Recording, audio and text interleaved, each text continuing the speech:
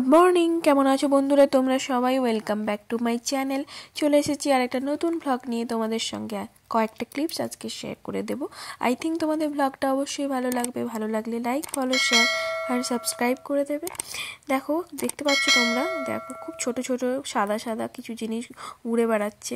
তো প্রথমটা আমি বুঝতে পারছিলাম না কি, তারপর আমার অরিজিৎ বললো এগুলো কটন টাইপের, কারণ এখানে ফুলগুলো সব ঝরে গিয়ে এভাবে উড়ে বেড়ায় সব কটনগুলো, ফুল আর ফলের কিছু কটন। আর আমাদের পোষ্য দেখো কি সুন্দর খুঁটে খুঁটে খাচ্ছে। চলো দিনটাকে শুরু করি।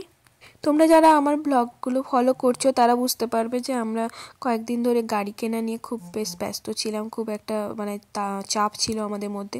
ফাইনালি চাপটা আমাদের কিছুটা ফ্রি হলাম আমরা, কারণ আমাদের মোটামুটি ফাইনালি একটা গাড়ি কেনা হলো। তো সেই ব্যাপারে পরে আমি কখনো আর একটা ডিটেলস ব্লগ দিয়ে দেবো।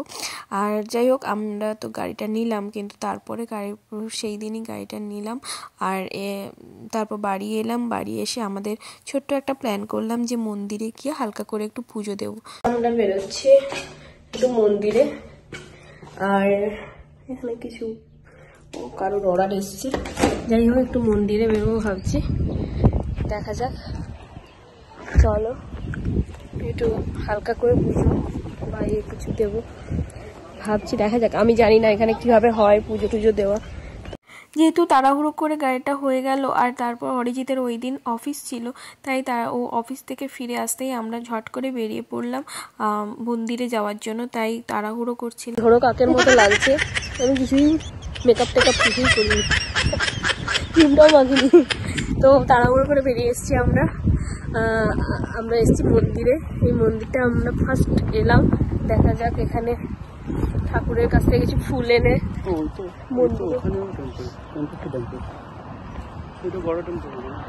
ওখানেই তো যেতে হবে, ওই দিক দিয়ে যেতে হবে।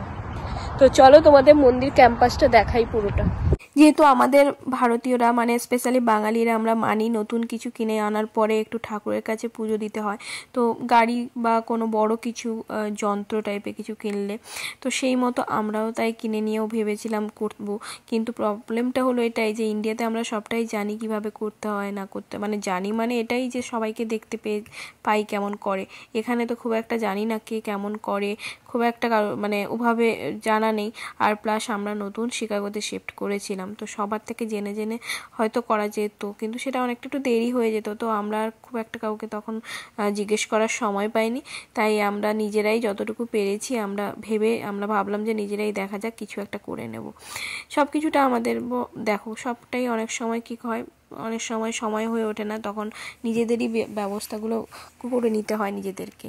তো যাই হোক, সেই মতো আমরা এলাম এই লেমন্ট নামে এটা একটা হিন্দু মন্দির, সেই মন্দিরে এলাম।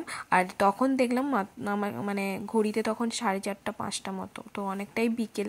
আর এখানে দেখতে পাচ্ছ এই স্ট্যাচু, এটা হলো আমাদের বিবেকানন্দের। তো এই বিবেকানন্দের স্ট্যাচু দেখে খুব মনে পড়লো যে শিকাগো মানেই বিবেকানন্দ। যাই হোক, তারপরে আমরা মন্দিরের ক্যাম্পাসটা চারপাশে তোমাদের একটু ঘুরে দেখাই। এই মন্দিরটা তখন বন্ধ ছিল, তাই খুব একটা কিছু এখানে ছিল না, আমরা ঢুকতে পারিনি, জাস্ট এমনি বাইরে থেকে দেখে নিলাম। তারপর আমরা দেখলাম সাইডেও একটা মন্দির ছিল। আর এটা মনে হয় কোনো স্পেশাল অকেশনে হয়তো এই ডোরটা খোলে। এখানে একটা স্মৃতিস্তম্ভ মতো করা আছে, এটা কোনো পিলার টাইপের আর কি, কোনো এখানে লেখা আছে এই যে কবে এটা হয়েছিল প্রতিষ্ঠা। আর এই সাইডটা, ওই যে রাইট সাইডে দেখতে পাচ্ছ, ওই সাইডেই একটা পুজো হচ্ছিল। এই ডোরটা বন্ধ আছে, এই যে দেখতে পাচ্ছ এটা ডোর, এই ডোরটা বন্ধ আছে। এটা স্পেশাল অকেশনে হয়তো এই ডোরটা খোলা হয়। আর ওই যে দেখতে পাচ্ছ মানুষজন কয়েকজন ওখানে ঘোরাঘুরি করছিল।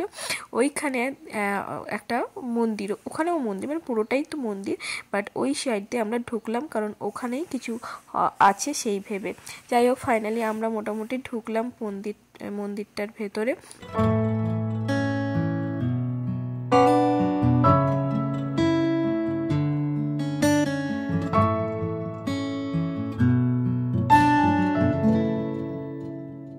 তারপর ওই ডান সাইডের জায়গায় যেখানে মন্দির, আর একটা ছোট্ট মন্দির ছিল ওই সাইড দিয়ে, এটা হলো এন্ট্রান্স দিয়ে আমরা ভেতরে ঢুকলাম।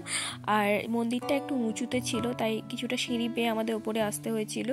আর এই এন্ট্রান্সে এখানে ভেতরে দেখলাম যে এটা রিসেপশনের জায়গা।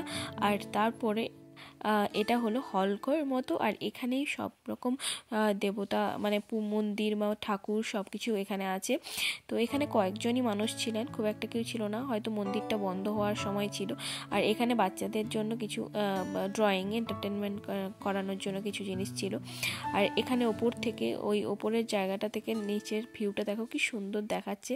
বাট এই সিঁড়িটা যে আছে, এই সিঁড়িটা আমাদেরকে উঠতে মানে এই চড়াই টাইপের একটা সিঁড়ি আমাদের বেয়ে আবার নিচে যেতে হবে। যাই হোক, ওই যেখানে পুজো দিয়েছিলাম ওই জায়গাটা একটু উঁচুতে, আর এভাবেই মন্দিরটাকে বানানো। তো যেহেতু পুরোহিত খুব একটা ছিলেন না, একজনই পুরোহিত ছিলেন, উনি অন্য মন্ত্র এবং ধ্যানে ব্যস্ত ছিলেন, সেই কারণে আমরা জাস্ট ছোট্ট করে একটু পুজো ঠাকুরের পায়ের ফুল নিয়ে নিলাম, আর তারপরে আমরা একটু প্রণাম করে তারপর বেরিয়ে এলাম। আর তারপর যেহেতু সন্ধ্যে তখন 6টা মতো বেজেই গিয়েছিল, তাই আমরা আর বেশি লেট করলাম না, কারণ মন্দিরটা তো একটা টাইমের পর বন্ধ হয়, 6টার পরেই ওটা বন্ধ হয়ে যাওয়ার কথা ছিল। যাই হোক, তারপর আমরা বেরিয়ে এলাম। আর তারপর যেহেতু ক্যাম্পাসটা অনেকটা বড়, আমি দেখলাম অনেকেই তখনও ঢুকছিল, জানি না কেন। আর এটাই হলো আমাদের বাহন। কেমন লেগেছে কালারটা তোমরা কমেন্টস করে জানিও। এটা নমো বিষ্ণু, নমো বিষ্ণু, নমো বিষ্ণু। এই হলো পুজোর ফুল।